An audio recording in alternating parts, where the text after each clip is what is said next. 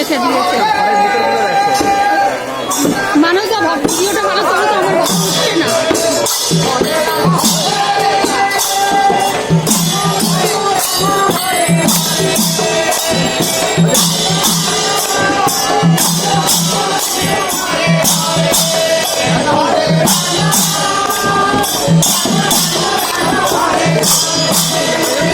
Thank you.